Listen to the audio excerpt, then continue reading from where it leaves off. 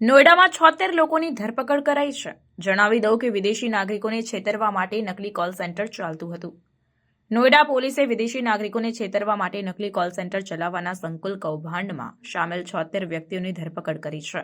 Sector 63 નોઈડામાં સ્થિત આ call centre United સ્ટેટ્સના નાગરિકોને મેલવેરથી તેમના કમ્પ્યુટરોને સંક્રમિત કરીને અને ભ્રામક લોન યોજનાઓ ઓફર કરીને છેતરવા માટે રચાયેલું હતું। આ કૌભાંડના 4 મુખ્ય વ્યક્તિઓ દ્વારા આયોજનબદ્ધ હતું।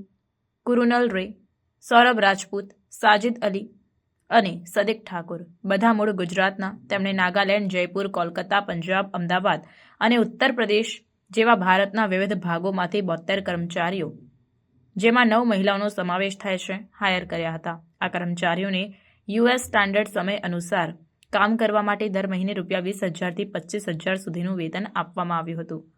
મોડ્સ ઓપરેન્ડી યુએસ નાગરિકોના લેપટોપમાં બગ મોકલવામાં આવતું હતું। એકવાર લક્ષ્ય વ્યક્તિએ દૂષિત લિંક પર ક્લિક કર્યું તો કોલ સેન્ટરનો ફોન નંબર સ્ક્રીન પર દેખાશે, જે લેપટોપના સમગ્ર કાર્યને અવરોધિત કરશે।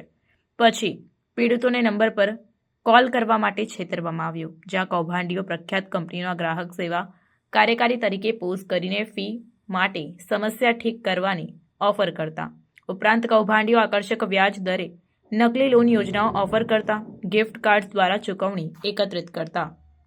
ત્યારે આ મામલે દરોડા દરમિયાન પોલીસે 58 લેપટોપ, 45 ટેલિફોન, 24 મોબાઈલ ફોન અને કૌભાંડમાં ઉપયોગમાં લેવાયેલા અન્ય સાધનો જપ્ત કર્યા। ઓપરેશન લગભગ 6 અઠવાડિયા સુધી સક્રિય હતું તે પહેલા તેને નાબૂદ કરવામાં આવ્યું। હવે પોલીસ યુએસ એમ્બેસી અને અન્ય સત્તાવાળાઓ સાથે વધુ તપાસ માટે સંકલન કરી રહી છે। આ દરોડો નોઈડા પોલીસ દ્વારા સાયબર ક્રાઇમને કાબૂમાં લેવા અને વિદેશી નાગરિકોને આવા ભ્રામક પ્રવૃત્તિઓથી સુરક્ષિત રાખવા માટેના વ્યાપક પ્રયાસનો ભાગ છે। સત્તાવાળાઓએ જાહેરને સાવચેત રહેવા અને વધુ કૌભાંડોને રોકવા માટે કોઈપણ શંકાસ્પદ પ્રવૃત્તિઓની જાણ કરવા અનુરોધ કર્યો છે।